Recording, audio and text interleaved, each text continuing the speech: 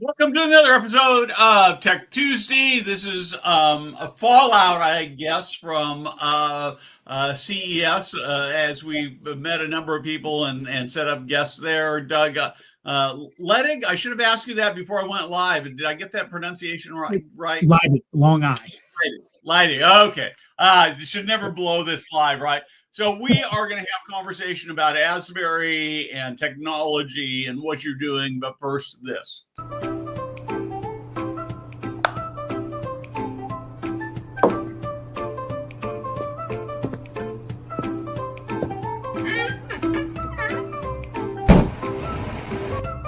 Hey guys, Steve Moran here.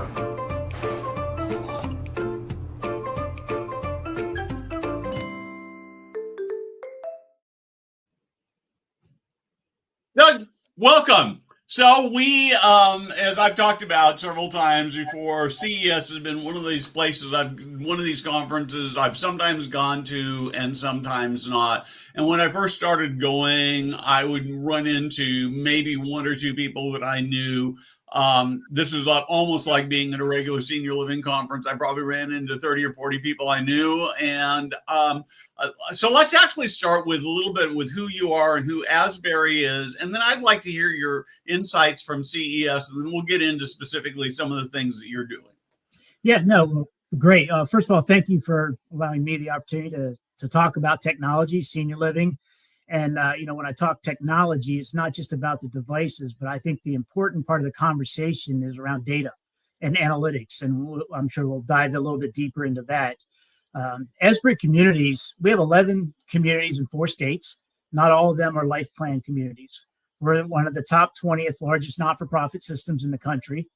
We serve about 4,000 seniors. We have over 2,400 associates.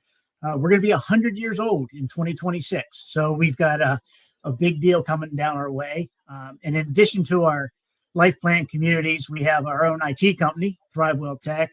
We have a pharmacy. We're involved in the Life Pace programs, therapy company, HUD, and of course, a big foundation where we raise anywhere between, we've been averaging $10 to $12 million a year in our foundation to support the seniors and capital projects, et cetera. So exciting time to be in the industry. I'm a lifer. I started when I was 16 as a nursing assistant. So I've been in this field for 40 plus years. I've been in management for 35 plus. So been there, done that. And what part of the world are you in? We're based out of Maryland.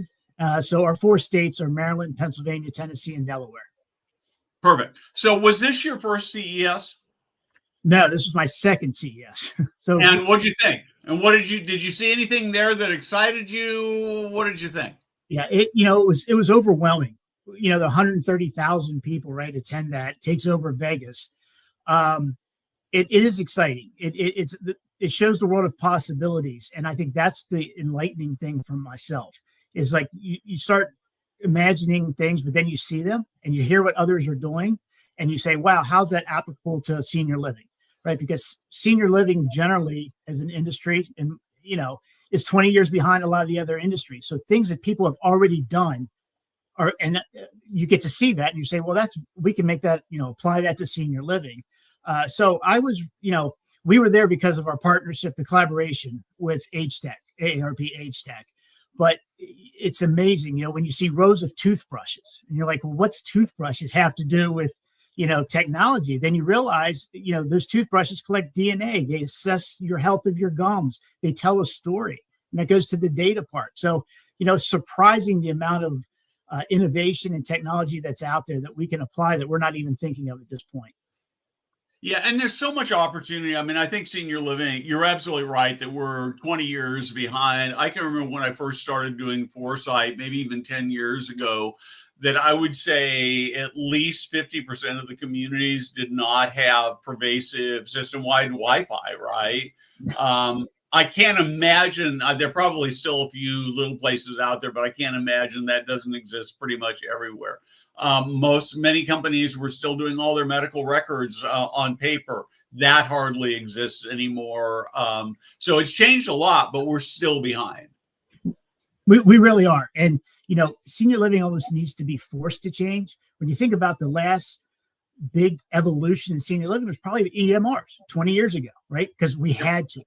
And everybody else has been investing some, and you've been doing a little bit. But I think that next evolution is probably less than 2 years away for our industry. It's going to be around data, analytics.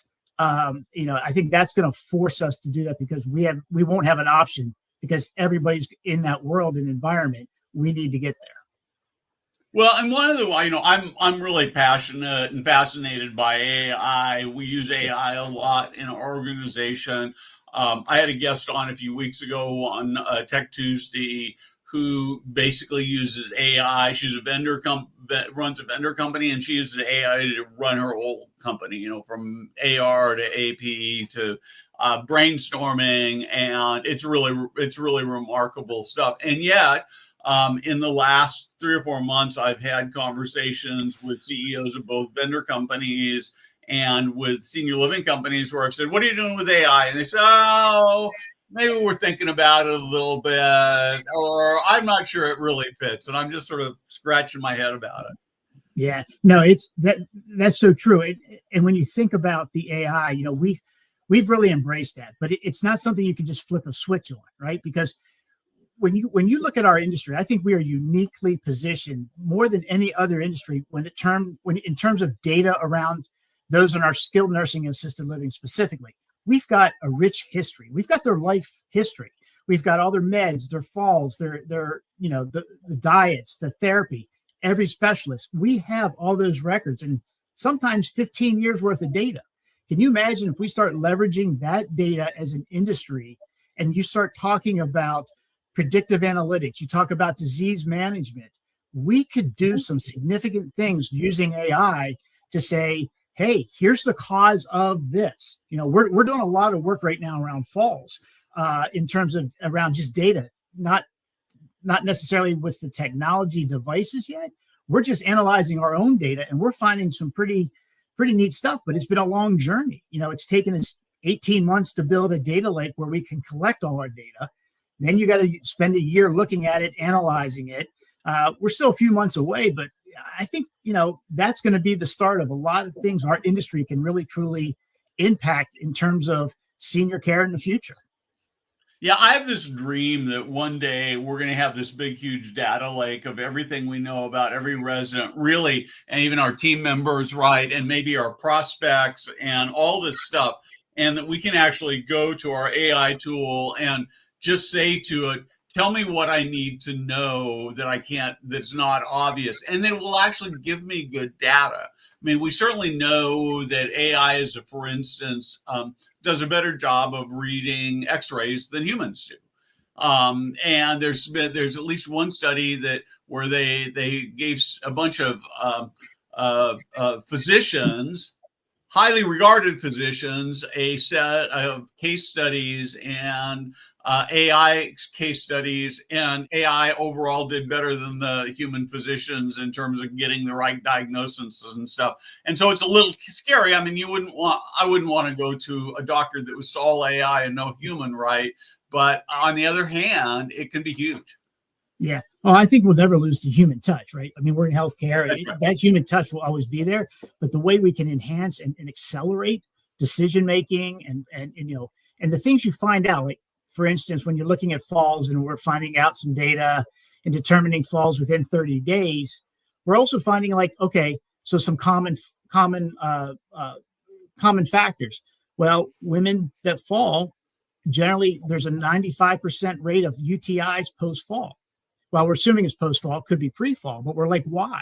Well, you figure a fall with an injury, that person's generally in bed for a few days. Well, they develop UTIs. So now we've automatically started implementing protocols that if a woman falls and she's in bed, we automatically start preventative measures for a UTI so she doesn't prevent one, so she doesn't have one. So, there's so many things we can start doing that while we may not solve for falls, we can prevent other problems for a resident and improve their quality of life. So again, I think we are on the verge as an industry of some remarkable things. We just have to make sure that we do it the right way and we tell our story. Well, so I'm just fascinated by this. Somebody posted on LinkedIn, or I don't know when they posted, I saw it this morning on LinkedIn, where they talked about sort of this skilled nursing versus assisted living, independent living, and sort of the underlying premise on this was that there are skilled nursing people who are operators who are abandoning skilled nursing and going to assisted living because it's easier and the numbers are better, and sort of bemoaning that fact. And one of the things that they wrote in there was that, we're promoting assisted living, independent living as a lifestyle. And I'm just not convinced. I mean, I know that there's a lot of talk about lifestyle, but when I look at, I don't really think it's a lifestyle product. Even in a CCRC, people are making those decisions anticipating decline. So I'm gonna start by just leaving it at that. I got a few more thoughts on it, but I'd love to hear your thoughts. No, I believe we are still truly independent living included, because we're independent living, assisted, skilled. It's still need driven. We are still a need driven industry. And while we're trying to morph and change into that lifestyle change and attracting the younger senior, we're still having people move in because a spouse in independent living, because a spouse has a medical condition or they're anticipating something. Nursing homes, when I started 30 years ago, people were there 8, 9, 10 years. It's, less than 2 years now. And people plan for that. People plan for assisted living. It's reactive now. It's like, I need assisted living tomorrow for my mom. I need it to, tomorrow for skilled nursing. It's still very much need driven, and independent living is very much is very similar to a degree. Well, and the reason this all ties in for me to data is that at least in and I think in most of the country, we've got a real shortage of hospital beds, right? And I think assisted living has, if we can get our heads into this idea that we're need driven and we have all this data, we can be maybe even hospital at home, like creating better experiences, have higher occupancy, higher revenue, and give older people better experiences. And so I think a big part of this is figuring out this data thing to be able to really make it all work.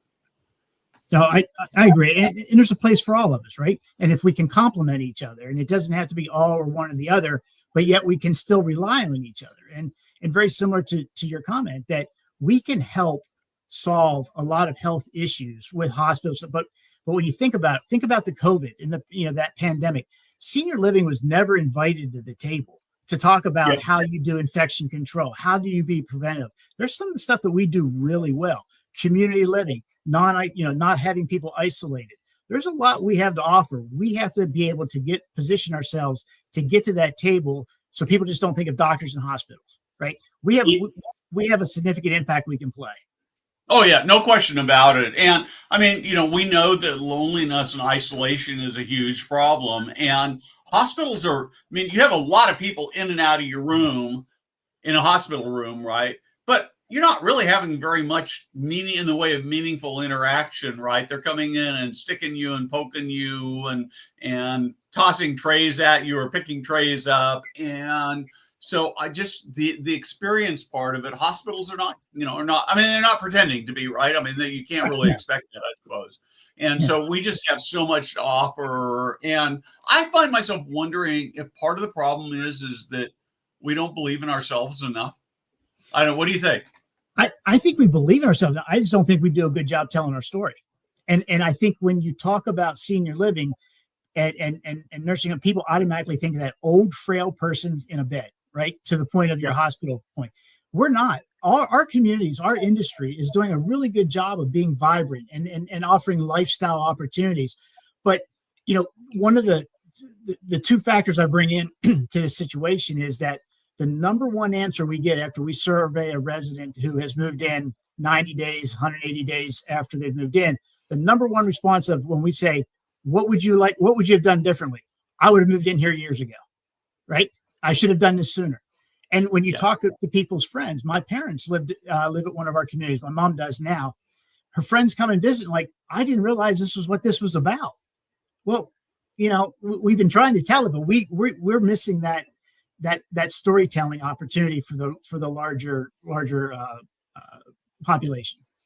Yeah, this is probably the thing that drives me crazy about the industry more than anything else is we're so terrible about stories.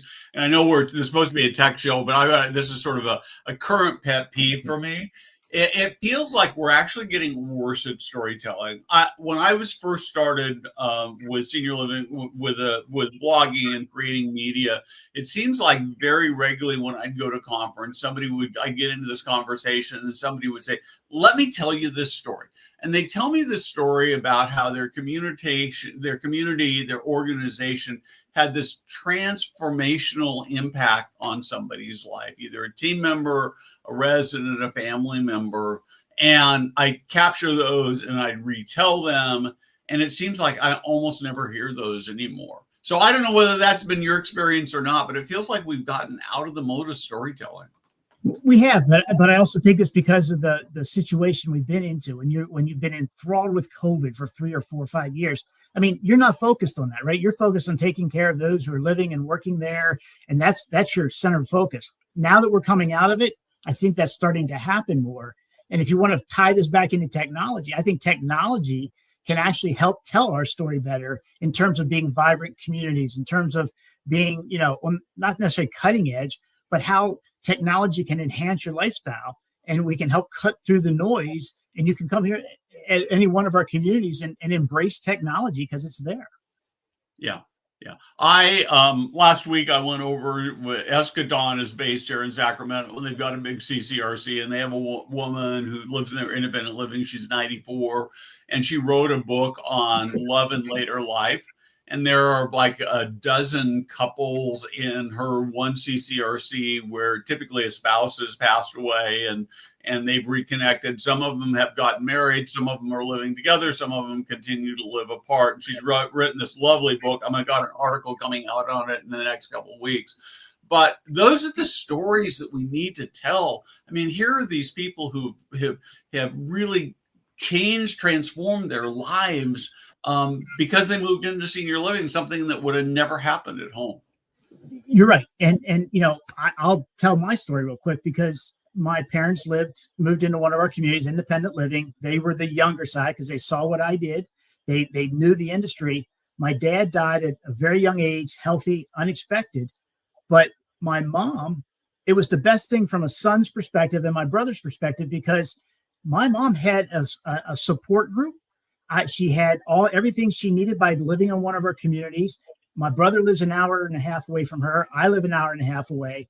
When her washing machine broke, we didn't have to worry about, hey, we have to get up there to go find one. She calls maintenance. We know who's coming into the place, right? She's like, I don't have a worry to worry with. I miss Dad tremendously, but I've got my friends. I've got my apartment. I don't have to get on a ladder to change a light bulb. And if, during COVID, we had people's families wanting them to move back home with them. They're like, no, I got everything I need here. I have food. I have groceries. I have friends. I've got my wine. I've got my, my friends out at the bar. We're good. I mean, that's the stories that we need to tell. And that's, from a very personal perspective, I'm living proof of how beneficial it's been to have my mom in the community. Yeah, and I think that's the other story that we don't tell very well. I've written and talked about it a lot. People are probably tired of hearing that, but I spent 60 days as a senior living consumer. It wasn't a very good experience. Mm-hmm. But the one thing that really struck me more broadly than my experience is I don't think we pay enough attention to the benefits that family members get. And we need to be talking to these family members because in my case, they didn't do the things they should have done, but if they were doing it right, they would have taken so much burden off of me. And in most cases, that is true. And in many cases, the family members, it sounds like even to a large degree for your mom, even though she's in independent living, you're still you're really the customer, right? You're the decision maker. Right. So. So I just think there's a great opportunity to be talking about that benefit. So let's shift. I want to come back to technology a little bit. I've dragged us away, but talk to me a little bit about how you see AI, what role you see it playing, what role it's playing today, and what role you see it playing in the future. Yeah, I see it both, not only just from the residents' perspective, but our associates' perspective as well. And the number one complaint about healthcare in general, it's very reactive, right? And you're rewarded for that versus being the proactive. I think the AI data, the analytics, because again, we are such a rich, data rich environment. We're not even tapping into, 0.1% of what we have access to. So I think we can really start changing the insights to people in terms of how to stay healthy and how to be preventative. We talk a little bit about the falls research that we're doing and the analytics with our IT company, but people are like, well, how's that apply to independent living? Well, if we can narrow down, say, these top 5 things and these certain prescriptions and this certain combination, there's a 95% risk that you're going to fall within the next 30 days, 60 days. You start sharing that with the people that are living in your independent living. Say, hey, look, if you have any of these, you might want to get into our wellness program and start on preventive wellness because you're at a high risk of falling based on our research, right? So now you're improving quality of care because you could be preventing them from falling, having a trip to the nursing home, having a hip surgery, but staying at home and longer. So I think, we have to prove that case, but I think that's where I see AI going from a quality of care is a lot more predictive and a lot more educational. And we're doing a lot around brain health too. We have a lot doing around brain health. It's interesting that for years in this field, I always thought that the number one concern for an independent living resident or any resident for that matter is becoming wheelchair bound, right? Or having to use an assistive device. As we have implemented brain health and we've expanded that within our system, I have learned that the number one concern, and people will pay for this, is maintaining their mental capacity. That's their number one concern. They do not want to lose that. They will handle being in a wheelchair, but they do not want to suffer mental decline, and they will do whatever they can to help prevent that. So, that's really been sort of a little bit of a shift and that's what data is telling us, right? As well as the residents themselves. So I think that's how data and AI can help us from the healthcare side. From the associate side, we have a lot of opportunities to help workflow. We have a lot of opportunities. We've got, I think, about 15 RPAs involved, robotic process automation. So people are like, well, what is that? You're going to take my job away. Here's an example of what that means. We started in our finance department, back of the house at our corporate office. And we had an individual who did certain AP, accounts payable. It took him about 20 hours a month to do this data entry. Through RPAs, it's down to 15 seconds. So, wow. So people are like, well, what? So we didn't eliminate her job. She was able to do more. And then she has higher job satisfaction because she doesn't do these mundane tasks of data entry points for 20 hours a month. And our accuracy is a lot better because now we don't have that human error input. So we've got like 15 things of those types going on. And now people are seeing it like, hey, I do this every month for 12 hours. Well, through our technology and writing the software, we can reduce that to literally seconds. So that's where I see the opportunity for us to leverage data, not only internally, but then with all the software systems we have, our UltiPro, the HR point click care, Welcome Home, Arena, all those data points, we combine that with the data we already have, we become much smarter and much richer. You can't pick up the paper. Nobody picks up a paper today. You can't read an article online or watch TV where you don't see these other industries investing billions, millions, hundreds of millions and billions of dollars in AI and data. Well, you don't hear that about senior living. But that is so important to the future of this world. We need to be part of that.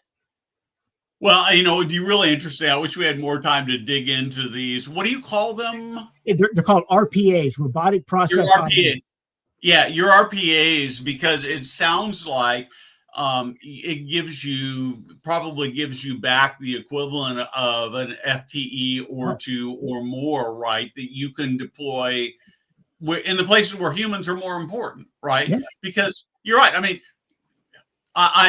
there's a company that uses, and I don't know that I have permission to use them, so I won't say which it is, but they do movies every day in their community, right? And I hadn't really thought about it until they were telling me about it, but they use AI to create their watch list every month. And it used to take hours and hours because you had to look at what you had available, things like Rotten Tomato scores and maturity ratings and resident preferences. And so somebody would scan through there and make this best guess. And now you have an AI routine they use that creates the movie list in like a minute. And those are the kinds of things that just take drudgery away so they can go out and do more human stuff. Right. And technology for, the hearing impaired. So with this collaboration we're doing with AARP and H-Tech, we're bringing in startups. So one of the things, from my perspective is, we don't have the time or resources to go look at all these technology devices that are out there. We just can't vet them all. AARP and H-Tech is essentially a Shark Tank, right? They vet, I think they're saying 300 startups a year. And so what we're doing is we're partnering with them, and they're saying, okay, these 8 to 10 are pretty far advanced and have something substantial. We've set up an apartment on one of our campuses in Gaithersburg, Maryland, Asbury Methodist Village, our smart home. And we display those startups. And we have residents and family members that come in and look at this because, they're looking for stuff, but there's just so much. They have analysis by paralysis by analysis. So we're able to simplify that program and that process, and they can come in and look at them. They can touch them. They can feel them. And we've got some real ones that have been real big hits, and they can then purchase them and use them. The other part of this is these startups want to get into senior living, and they're creating these devices that may not necessarily be senior friendly. So what we do is we get these startups in our place, and they can now sit down with our residents and say, well, what works about this, what doesn't? So we're helping them improve a product that will eventually go to the market. So it's a win-win on both sides of that equation. And there's some really cool stuff out there that promote independence and socialization for residents that they are absolutely latching on to. I love that. I think that when I first started blogging and writing about the industry, I remember going to it was actually a Mary Furlong event, and there was a pitch contest. And man, I was so excited about it. I was going to go to this, and I was going to see all this cool stuff. And it was real early in the morning, and so I got in there, and I'm so all excited, and I got my pen and pencil out, and I'm going to write about all this stuff. And it was so depressing because most of it just hadn't been very well thought out. They hadn't really talked. Somebody had an idea because of something they'd seen with their grandmother or something they'd seen on TV. And I've been to enough pitch sessions. I've seen a few interesting things, but mostly it's not very good. And so we need more labs like you're doing, because people get to really test that stuff out and make sure that it makes sense in real life. Yeah, no, it changes their lives. And there's also the business perspective of that too. So there's a startup that we've actually started latching onto, and I won't use their name just yet, but they're monitoring devices. Like, one of the things as an operator by myself, when you're in independent living and there's not a morning that goes by, especially depending on size your campus, that 4 or 5 smoke alarms aren't going off because somebody's burning their toast or they left their oven on. Well, there's this device now that actually turns off your oven if there's no movement within like 3 minutes. So now it's a safety feature from my perspective that I would invest in, and that it's also continues to promote the independence for that resident. So they're, they feel safe as well, and the family. Yeah. So I want to actually circle back to one thing that you said that's not technology related, because I'm really fascinated about this, and I want to probably going to come back and write about it. This idea that the number one concern that people have is a loss of cognitive capacity. And I'm really fascinated about that. I don't know that I've ever seen any senior living community sort of lead with that as a marketing messaging, and yet it seems, as you say it seems so obvious. Yeah, it really is. It's connections, and we're actually using that and it's going to be all encompassing. It's going to be our memory care. It's going to be under that umbrella. It's for independent living. It's for assisted living. Family members are embracing it. Again, my mom, same one. She's concerned about it because they've all been touched by family members who have dementia, and they don't want that. Right? They just don't want that. They see the type of life. And so they're like, okay, I really want to make sure that I'm staying sharp. And so that includes rock walls, boxing. We have a gym with boxing, heavy bags. There's a lot of stuff that goes along with brain health. XR gaming, we're doing gaming that professional athletes use to keep them fresh. And then we have baselines. Then they start competing against each other, not only amongst themselves to say, hey, I was here last month, I want to be here. They start competing amongst their friends. So it's a socialization. It's a great program, and it is on our website, asbury.org. We have a section on connections. But if you want to talk further, or anybody does, I think we might have to do another whole session on this brain health thing. I do think. I mean, we know that there are things that people can do even when they've got genetic markers that can extend their cognitive capacity for years, and in some cases can extend it far enough that they die before the cognitive decline either starts or gets very far, and that's really good. Yeah. No, like I said, our industry in general is really on the right. We have so many great people in this industry that are doing the right things. We just have to get that voice out. We have to come together, because obviously, the one thing I've learned with working with these data scientists is you can have 5,000 falls that you're analyzing, but 25,000 falls really makes it statistically, valid. So we're working on building all this, but we all have to come together as an industry to really start being able to share that data to really produce the right outcomes. Yeah, and it's really interesting to say that. I was talking to Fee Stubblefield last week or the week before at a conference, and one of the things that he was talking about was that we need to do a better job of sharing data and rates and all these things, because it will make the industry better. So no question about it. We have to join together, no doubt. That's right. Yeah. Doug, thank you very much. We're out of time. I appreciate it. Amazing, wonderful conversation, and we'll have to do it again soon. Great. I appreciate the opportunity. Thank you so much.